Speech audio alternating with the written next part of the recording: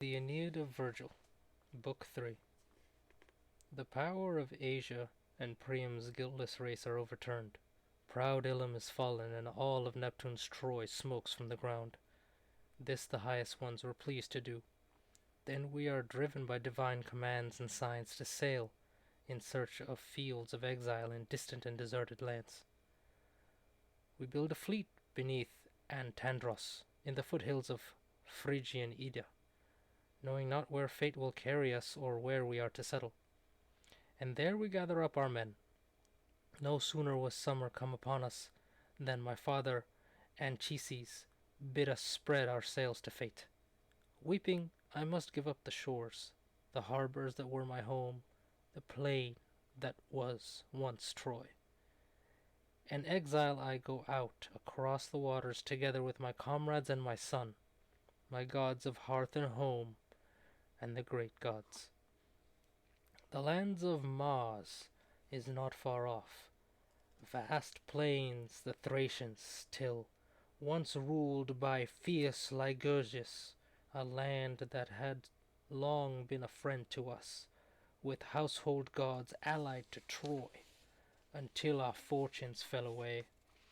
I sailed to Thrace. Along that curving shore I trace our first walls, but beneath unkindly fates, that city receives its name from mine, Aeneid. So that the gods may guard our undertaking, I offer sacrifices to my mother, Dione's daughter, and to the other powers, slaughtering along that beat a gleaming white bull to the high king of heaven dwellers. Nearby, a mound, a cosp of dogwood and myrtle bushes bristle thick with shoots.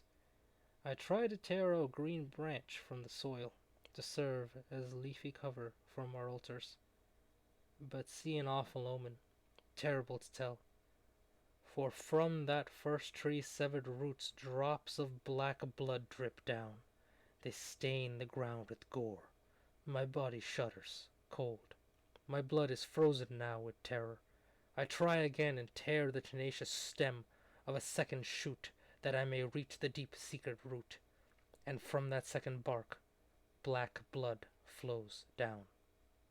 Dismayed, I pray both to the rural nymphs and Father Mars, who guards the fields of Thrace, to make the vision kind and not a menace. But when, knees hard against the stubborn sand, I strained with greater force to wrestle free a third stem, shall I speak or hold my tongue? A moan rose from the bottom of the mound. A lamentable voice returned to me. "Why are you mangling me, Aeneas?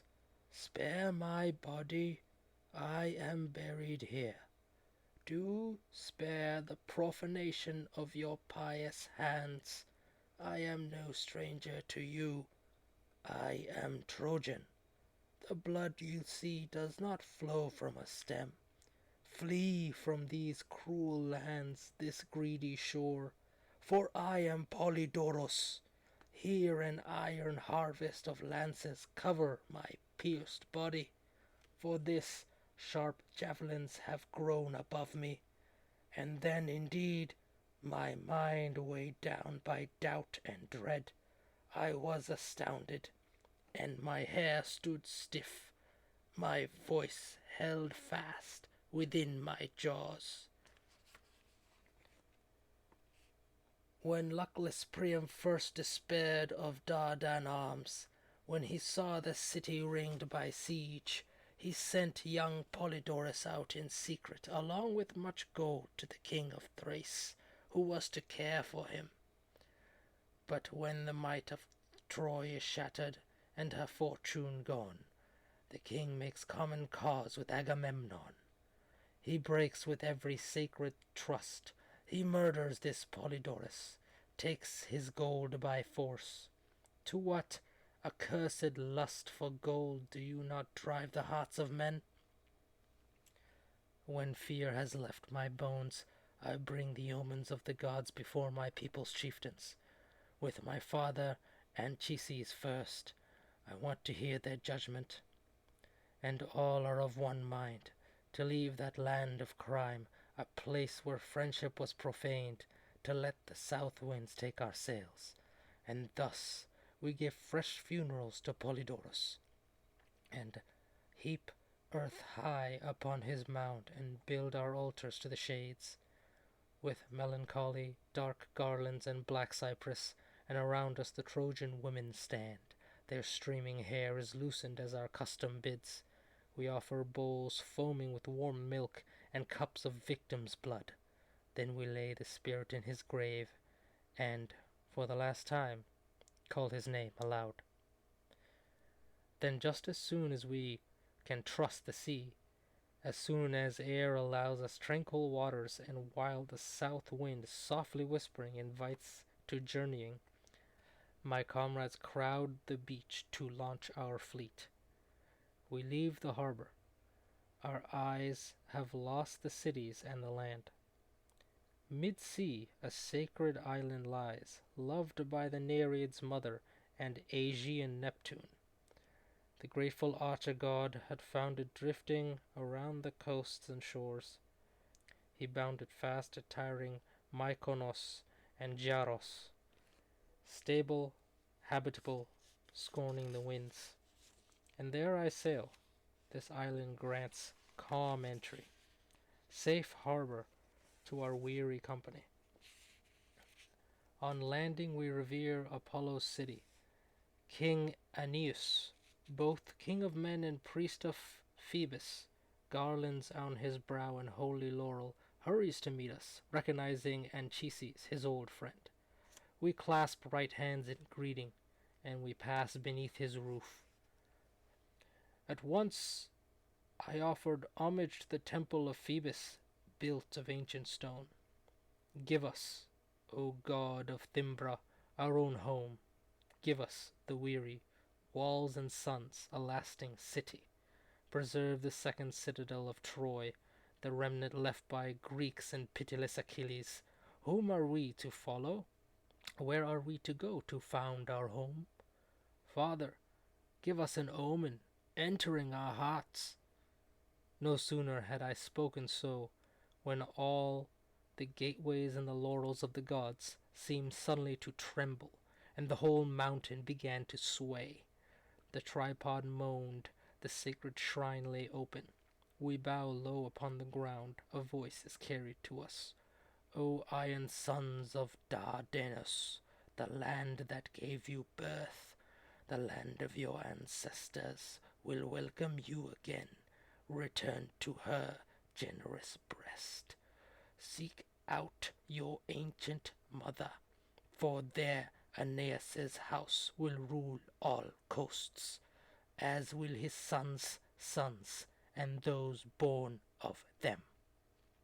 So said Apollo. Our great joy was mixed with turbulence. All ask, where are those walls to which Apollo calls the wanderers, asking for our return? And my father thinks back upon his memories of old.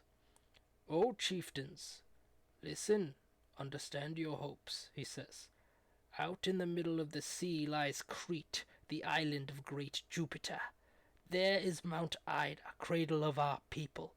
The Cretans have 100 splendid cities, the richest realms. If I remember rightly what I have heard, our greatest father, Teucer, sailed out from Crete to the Rhoetean coasts and chose a place fit for his kingdom, Ilium. The towers of Pergamus were not yet built. Men lived deep in the valleys, and from Crete the mother goddess came to Cybele, as did the Corybantes brazen symbols within the grove of Ida. And from Crete she brought the reverential silence of her mysteries, the team of harnessed lions that draw her chariot, a Cretan custom. Then let us follow where the gods have led. Let us appease the winds and seek the shores of Knossos. They are not too far from here. If only Jupiter be gracious to us, our fleet will land at Crete on the 3rd day. This said, he slaughtered seemly sacrifices, a bull to Neptune, one to you, Apollo, a black sheep of the winter, god of storms, and to the favoring west winds, a white. We hear a rumor that Idomeneus, the prince of Crete, is exiled from his father's lands, that the coasts of Crete have been abandoned. There are no enemies. Deserted houses await us there. We leave the port of Delos and wing across the sea, skimming past Naxos, where on the hills Bacchatis wanton, past the green Dinosa and Oleros, the snow-white Paros, and the Cyclades that stud the waters, through excited seas that foam at frequent islands. And the oarsmen cry out as they contend. My comrades urge, drive on to Crete and to our ancestors. The wind wakes at our stern. At length we glide on to the ancient coasts of the Curetes. There eagerly I raise the longed-for city's walls, and I call it Pergamum. I spur my people, happy in that name, to love their home, to build a citadel on high. And now our boats had just been drawn up on the dry beaches, with our young men busy at new weddings and new ploughings. I was giving us laws, assigning dwellings, when a sudden and wasting petulance fell on our bodies from some polluted quarter of the sky. Death's time and terrible for trees and crops. Men left sweet life or dragged their tainted bones. The dog star burned the fields to barrenness. The grass was parched. Sick grain denied us food. My father calls on us to cross again the sea to Delos and the oracle of Phoebes at Ortygia, to implore his kindness, ask what end he will allot our tired destinies, where to seek help in our distress, and where to set our course. Night. Sleep held every living thing on earth, the sacred statues of the deities, the Phrygian household gods whom I had carried from Troy out of the fires of the city, as I lay sleeping, seemed to stand before me. And they were plain to see in broad daylight where full moon flowed through windows in the walls. These were their words, and these erased my cares. Unasked, Apollo sends us to your threshold, for here he prophesies just as he would had you again traced back the seas to Delos. We followed you, your men, from burning Troy and crossed the swollen waters in your care together with your ships. We shall raise your children to the stars and build an empire out of their city. For the great, make ready great walls. Do not desert the tedious trials of your journeying. Your home is elsewhere, for Delian Apollo did not call the coasts of Crete your site for settlement. There is a place the Greeks have named Hesperia, an ancient land with strong arms and fat soil. The men who lived there were Oneotrians, but now it is said their descendants call the country Italy after their leader. That is the home for us. Iasus, our father, founder of the Trojan race, and Dardanus were born from there. Rise up and bring to old Anchises these sure words, to seek out Corothus, Ausonia, for Jupiter denies you Dictae's fields. These visions and the voice of the gods were too astonishing. I did not dream. I knew their faces and the fillets in their hair, those trusted images that stood before me. An icy sweat wrapped around my body. I tear myself from bed and lift my voice and hands to heaven. On the hearth I pour unwatered wine. This ceremony done, I gladly tell Anchises all they said. At this he saw our double lineage, twin parentage, how he had mistaken through new confusion over ancient places. My son, Cassandra was the only one who saw this destiny for us. Cassandra so battered by Troy's fates. Now I remember. She prophesied what lay in wait, and often she named Hesperia and Italy. But who could then believe the Therikians would reach the harbours of Hesperia? Who could then heed Cassandra's prophecy? But let us trust in Phoebus. Warned by him, let us pursue a better destiny. His speech is done, in gladness we obey. We leave the walls of Pergamum, only a few remain. The rest of us set sail across the wide seas in our hollow keels. But after we were well upon the waters, with land no longer to be seen, the sky was everywhere, and everywhere the sea. A blue-black cloud ran overhead. It brought the night and storm and beakers rough in darkness. The winds roll up the sea, great waters heave, and we are scattered, tossed upon the vast abyss. Clouds cloak the day, damp night annuls the heavens. Frequent lightning fires flash through tattered clouds. Cast from our course, we wander across the blind waves. Even Palnurius cannot tell day from night upon the heavens. We cannot recall our way among the waters. We wander for 3 days in sightless darkness, and for as many nights without a star. At last, upon the 4th, the land rose up with a twinning smoke and mountains seen far off. The sails are dropped. Our crewmen take their oars. They do not wait. The straining rowers lash the spray. They sweep across the blue-gray waters.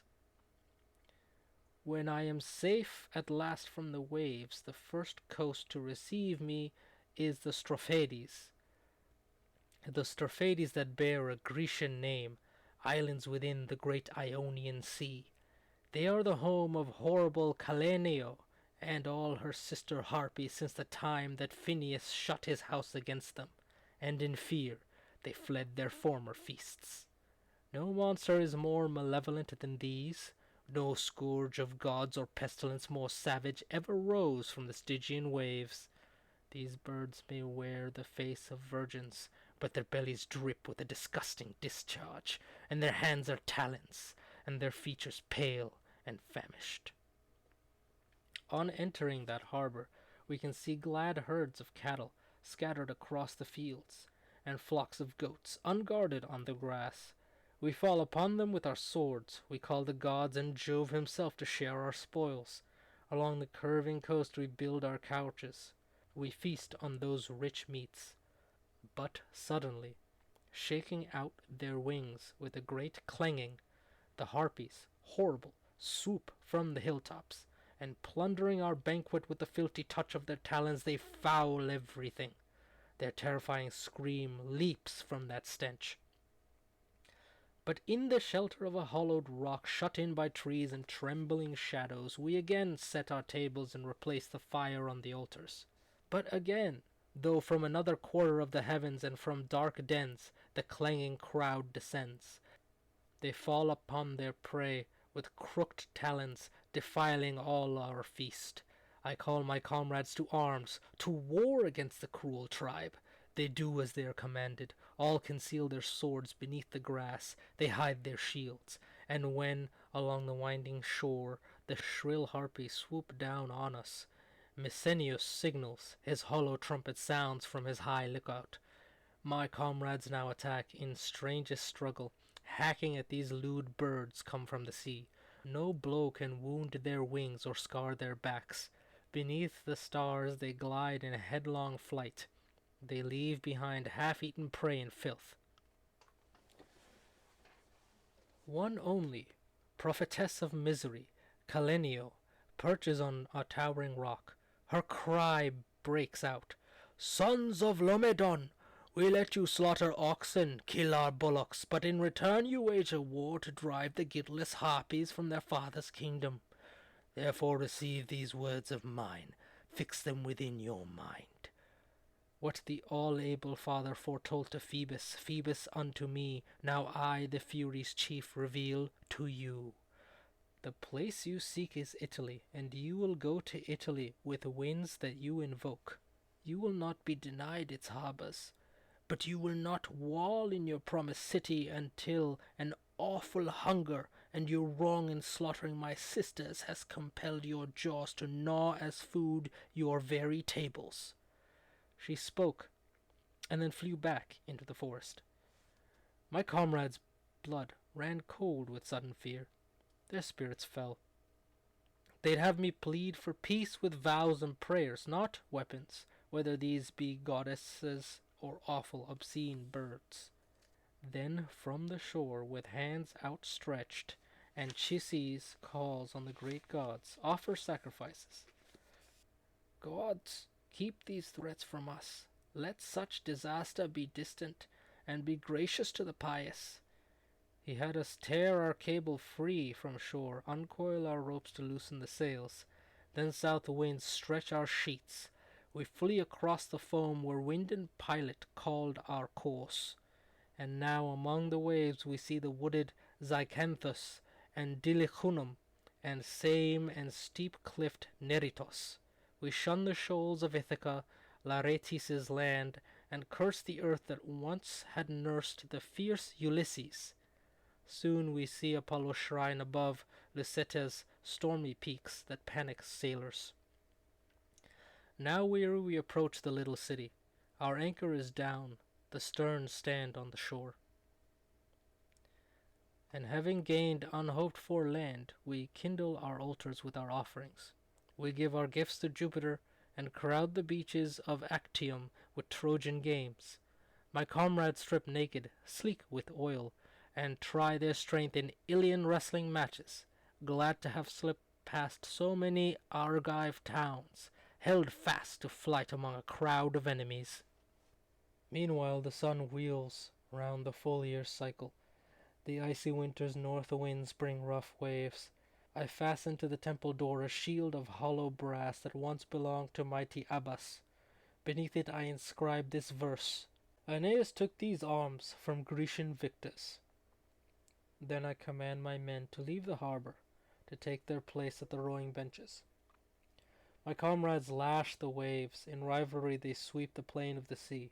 We soon lose sight of the airy heights of the Phoenicians. We skirt the coastline of Erypus, and then we sail into the harbor of Cahonia, approaching the steep city of Buthrotum.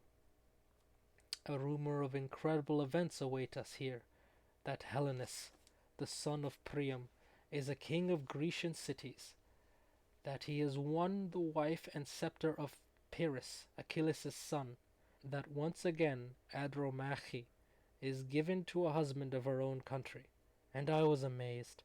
My heart burned with extraordinary longing to speak to him, to learn of such great happenings. Just then, when I had left the harbor and my boat drawn up along the beaches, there, within a grove that stood before the city, alongside waves that mimed the Simios, Andromache was offering to the ashes a solemn banquet and sad gifts, imploring the shade of Hector's empty tomb that she had raised out of green turf with double altars and consecrated as a cause for tears. And when distracted, she caught sight of me, and saw our Trojan armor all around her. In terror of these mighty omens, she grew stiff. Heat left her bones. She fell, fainting. But after long delay, at last she asks, Are you, born of a goddess, a true body, a real messenger who visits me? Are you alive? Or if the gracious light of life has left you, where is Hector? So she spoke. Her tears were many, and her cries filled all the grove. She is so frenzied, I, disquieted, must stammer my scattered words. Indeed, I live and drag my life through all extremities. Do not doubt I am real. But you, what fate has overtaken you, divided from so great a husband, or what kindly fortunes come again to Hector's Andromache?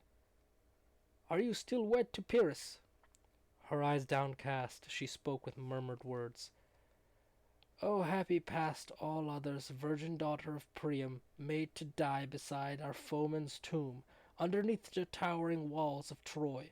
O you, for whom no lots were cast, who never as captive touched the couch of a conquering master, but we, our homeland burned, were carried over strange seas, and we endured the arrogance of Pyrrhus and his youthful insolence, to bear him children in our slavery, until he sought Hermione, the daughter of Leda, and a Spartan wedding, handing me to Helenus, a slave to a slave.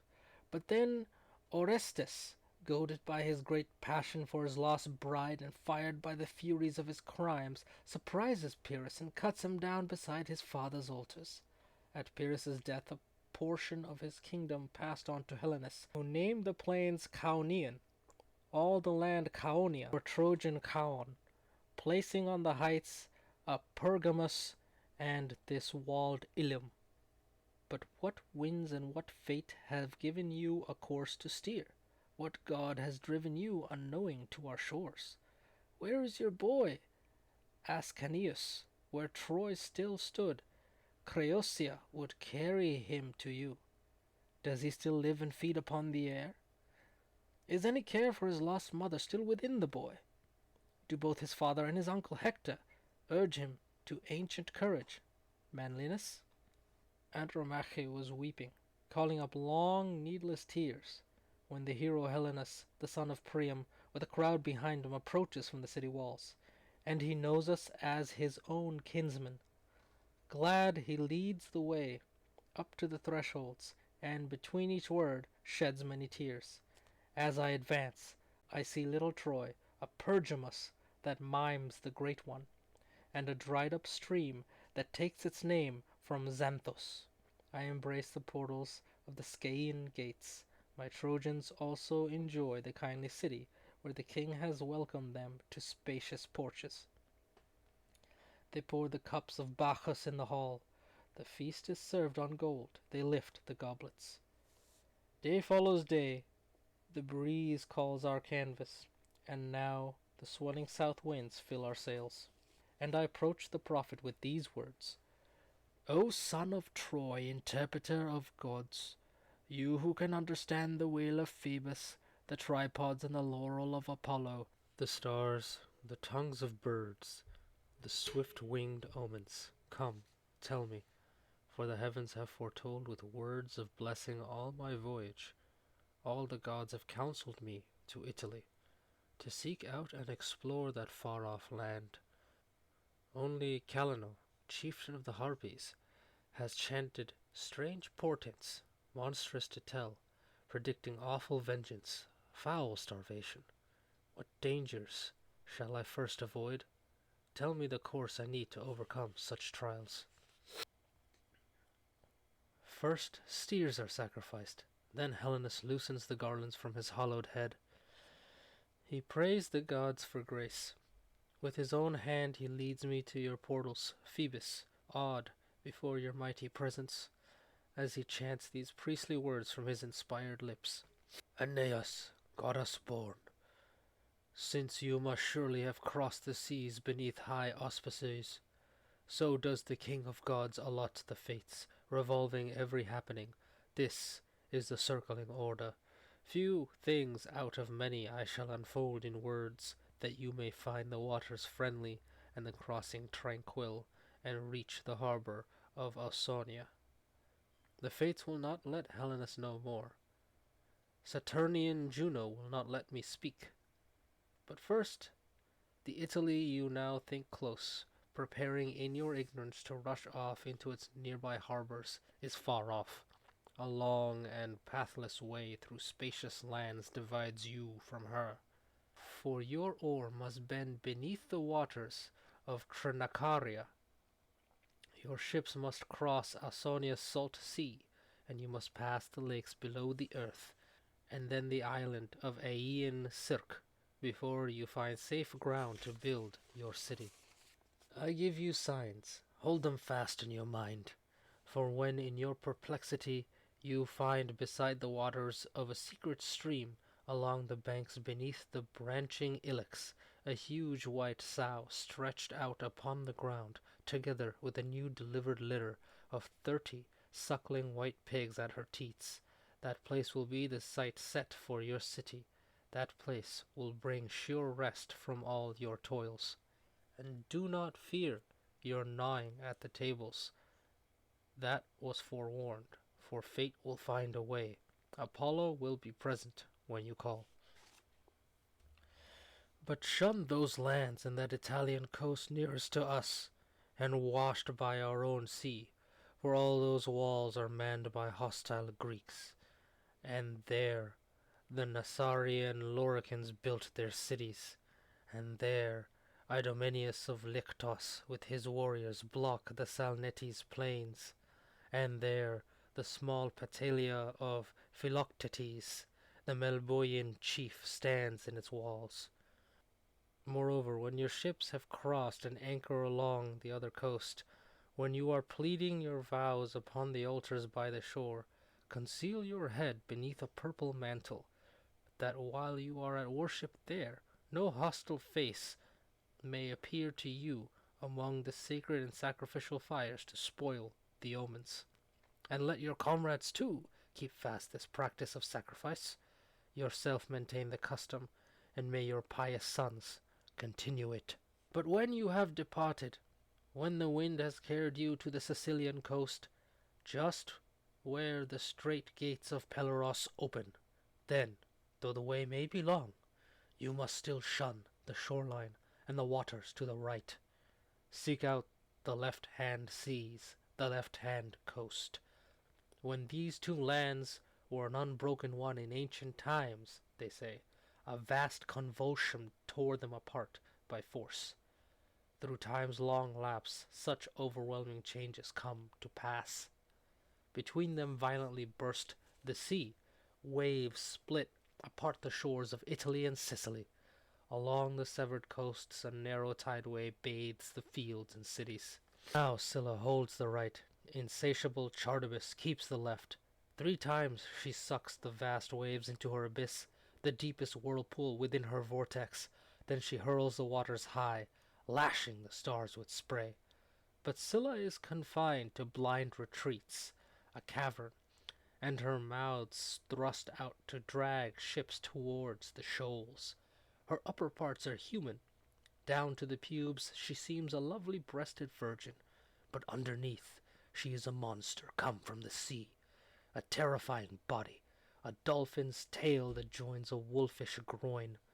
Therefore I tell you, better to be slow, to round the promontory of Pachinus, to take the longer way, than to behold misshapen Scylla in her savage cavern, the rocks that echo with her sea-green dogs.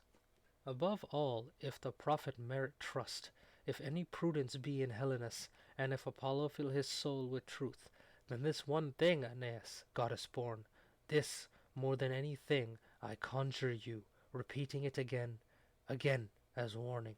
First, do adore the power of mighty Juno with prayers, and pledge your vows to mighty Juno with willingness, to win that mighty mistress with pleasing gifts, and then victorious to leave Trinicaria for Italy. When on your way you reach the town of Cumae, the sacred lakes, the loud wood of Avernus, there you will see the frenzied prophetess. Deep in her cave of rock she charts the fates, consigning to the leaves her words and symbols. Whatever verses she has written down upon the leaves, she puts in place and order, and then abandons them inside her cavern. When all is still, that order is not troubled. But when soft winds are stirring, and the door, turning upon its hinge, disturbs the tender leaves, then she never cares to catch the verses that flutter through the hollow grotto, never recalls their place or joins them all together. Her visitors, when they have had no counsel, depart, and then detest the Sibyl's cavern. Let no expense of time be counted here.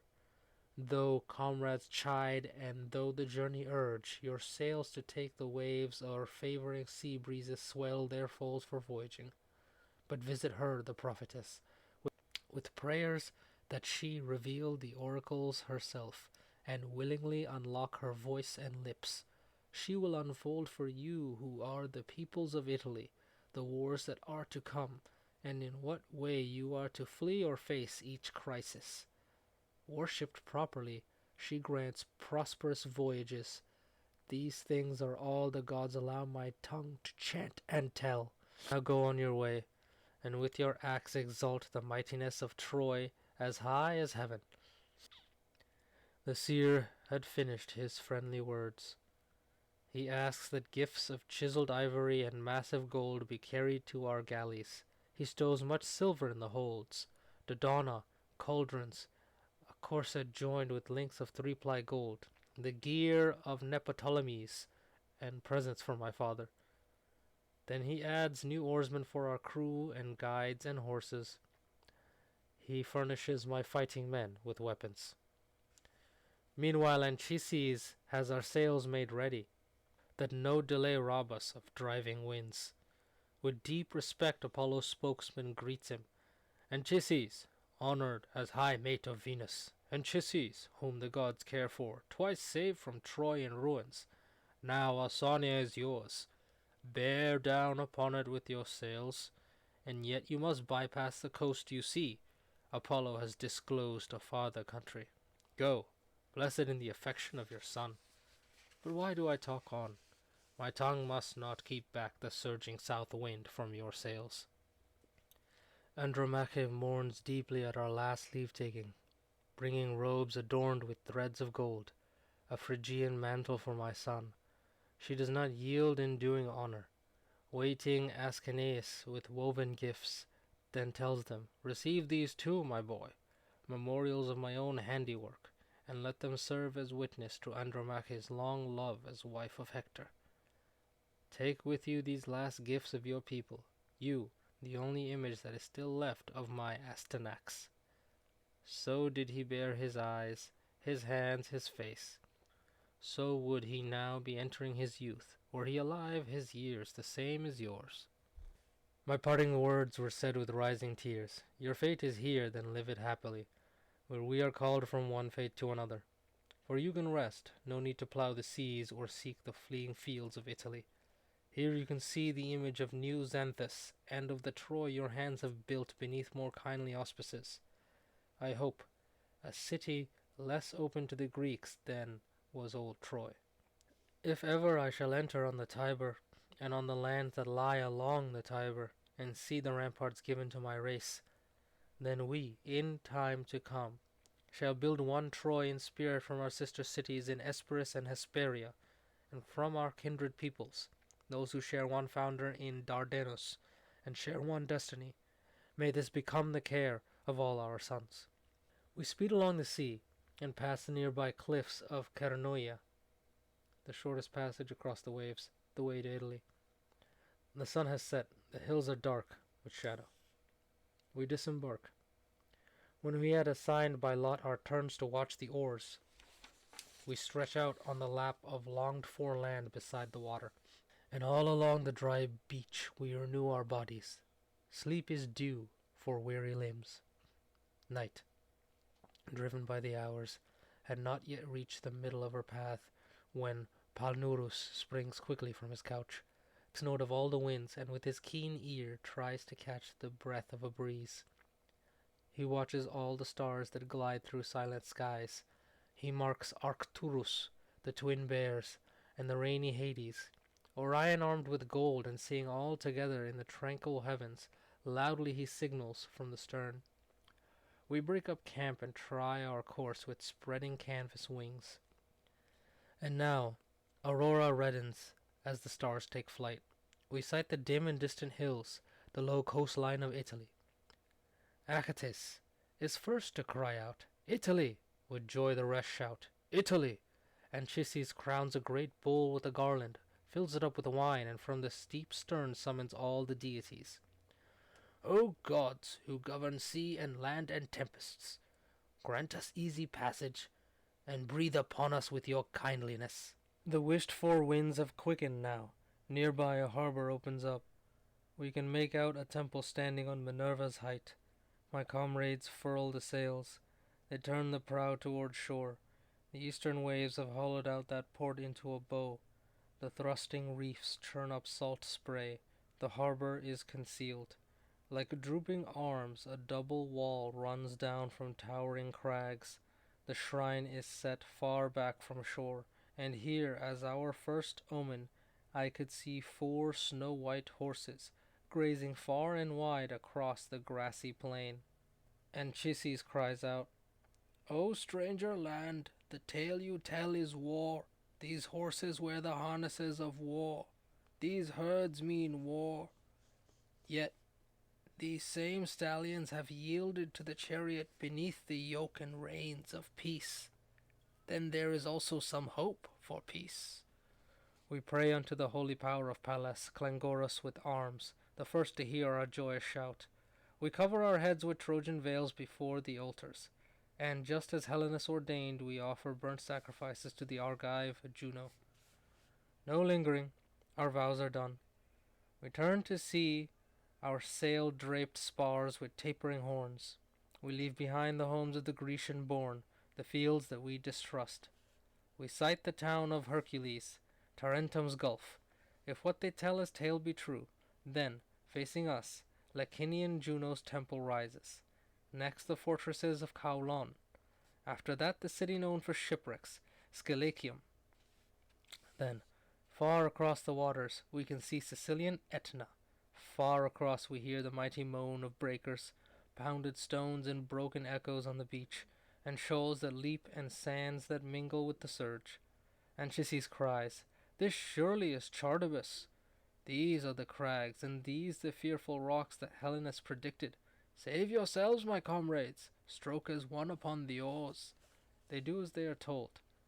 First, Palinurus turned round the groaning prow to laboured waters. The crew then sought the left with wind and oar. We rise to heaven on the bending wave, and, as surge slips back, we sink again down to deepest shades. 3 times the crags cried out among the eaves of rock. 3 times we saw the heaving spray, the dripping stars. But then the sun has set, the wind has left our weary crew. Not knowing where we go, we drift upon the beaches of the Cyclops. That harbor is wide and free from winds, but Etna is thundering nearby with dread upheavals. At times it belches into upper air dark clouds with tar-black whirlwinds, blazing lava, white lifting balls of flame that lick the stars. At times it vomits boulders as the crater's bowels are torn. It moans and tosses molten stones up to heaven. From its deep bedrock the mountain boils and foams. The tale is told that, charred by lightning bolts, the body of Enceladus lies pressed beneath this mass, that mighty Etna, piled above him, breathes and blazes from its bursting furnaces, and that as often as Enceladus shifts on his weary side, all Sicily shudders and groans, and smoke blots out the sky. That night we hide within the forest, fiendish horrors upon us, but we cannot see the cause of all that clamoring. The stars had lost their fires, the heavens had no brightness, but only mists on darkened skies. The dead of night had clutched the moon within a cloud.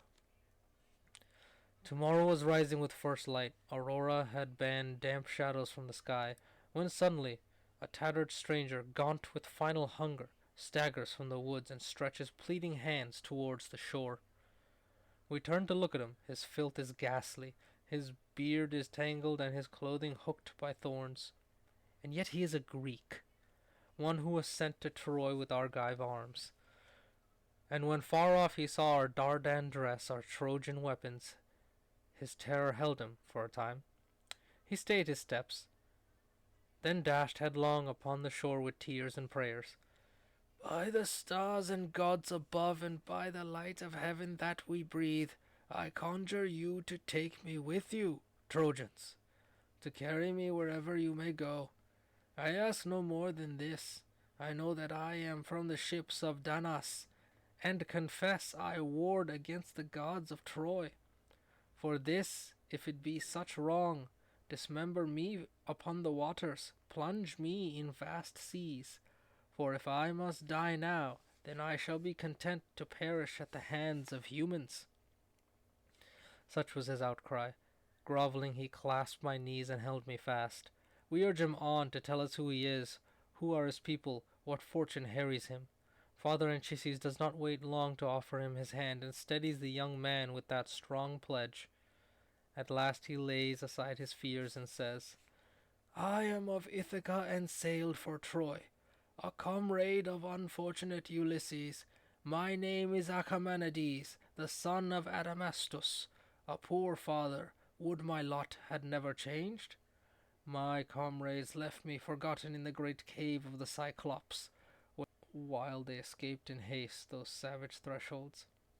It is a house of gore and gruesome feasts, both black and vast within. The towering Cyclops is tall enough to strike the high stars. Gods, keep such a plague away from the earth! And hardly easy to look upon.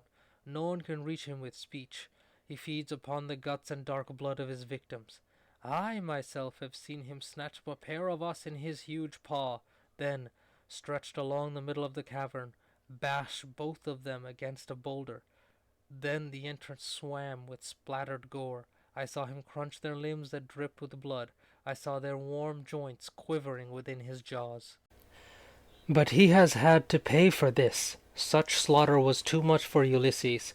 Facing it, the Ithacan did not forget himself. As soon as Polyphemus, banquet bloated, buried in wine, reclined his drooping neck, and monstrous lay along the cavern, belching his morsels mixed with dripping blood and wine, we prayed to the great gods. We drew our lots, and then we surrounded him on every side, and with a pointed stake pierced his eye. Hidden it lay beneath his sullen brow, alone, enormous, like an Argive shield, or like the lamp of Phoebus, and at last in joy avenged the shades of our companions. But miserable men, cut loose your cable from shore, and flee now, flee! For just as huge as Polyphemus, he who pens his herds of woolly sheep within his hollow cavern and squeezes out their teats, there are 100 other ferocious Cyclopes, and they crowd these curving coasts and climb along these mountains. 3 times the moon has filled her horns with light since I began to drag out my poor life within the woods, among the desert dens and dwellings of wild beasts, and from a rock to watch the huge Cyclopes, to tremble at their tramping feet, at the clamoring of their voices. I feed on wretched food, on stony cornels, and berries from the branches, and I eat roots torn from plants. I have scanned every view, but yours is the first fleet I have seen landing upon these shores. Whatever happens, I am given up to you. It is enough for me to have escaped that cursed tribe. By any death whatever, take this life." His words were hardly ended when we saw upon a peak the shepherd Polyphemus. He lugged his mammoth hulk among the flocks, searching along familiar shores, an awful misshapen monster, huge, his eyelight lost. His steps are steadied by the lopped-off pine he grips. His woolly sheep are at his side, his only joy and comfort for his loss. As soon as he had reached the open sea and touched deep waves, he bathed the blood trickling down from the socket of his dug-out eye. Groaning, gnashing his teeth, he strides the waters. The wave has not yet wet his giant thighs. Alarmed, we rush our flight. The suppliant, who merited as much, is taken on shipboard. We cut the cable silently, and, bending, sweep the waves with straining oars. The monster sensed as much. He wheeled around. He is following our voices, but without a chance to clutch us with his right hand, or to match Ionian waves in chasing us, he loses us. His roaring is tremendous, and the sea and all the waters quake together. Far inland a terror takes all of Italy, and Etna bellows in her curving caves. But down from woods and mountains in alarm the tribe of Cyclopes hurry towards the harbor. They crowd the beaches. Brotherhood of Etna, they stand helpless with sullen eyes, their heads raised high to heaven.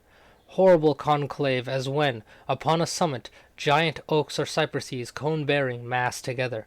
Diana's grove or Jupiter's tall forest. Keen terror urges us headlong to shake our rigging where we can, to stretch our sails to favorable winds. But Helenus has warned us we were not to hold our course through Scylla and Chartibus, where each way is neighbor to our death. We must sail back, and from the narrow fastness of Peloros the north wind comes to meet us. I sail past the mouth of the Pantagias, Living Rock, the bays of Megara, and then the flat Thaspus. These were the coasts that Achaemenides, the comrade of the unfortunate Ulysses, showed us as he traced his former wanderings. Along a bay of Sicily there lies the sea-drenched island of Planarium. Of old Ortygia was its name. The story tells us that here Alpheus, Elis's river, forced a secret passageway underneath the sea and mingles now with your mouth, Arethusa, in these Sicilian waves. Obedient, we venerate the high gods of that place, then pass Helluros with its fat marshlands. We skirt the high reefs and the thrusting rocks along the promontory of Pachinus. Then Camarina, whom the fates forbade to be dislodged, is seen far off. The plains of Gela, and the town that also takes the name of Gela from its rushing river. Steep Acragas, which once bred noble horses, next shows its mighty ramparts in the distance. I leave behind Selenius, palmy city with kindly winds, then skim past Lilybaeum and shallows that are rough with hidden rocks. Then Drepanum's unhappy coast and harbour receive me. It is here that, after all the tempests of the sea, I lose my father. Anchises, stay in every care and crisis. For here, O best of fathers, you first left me to my weariness, alone. Anchises, you who were saved in vain from dreadful dangers. Not even Helenus the prophet, nor the horrible Caleno, when they warned of many terrors, told this grief to come. And this was my last trial. This was the term of my long journeying. I left the harbour, and then the god drove me upon your shore. And thus, with all of them intent on him, Father Anchises told of destinies decreed by gods and taught us his wanderings. At last he ended here, was silent, rested.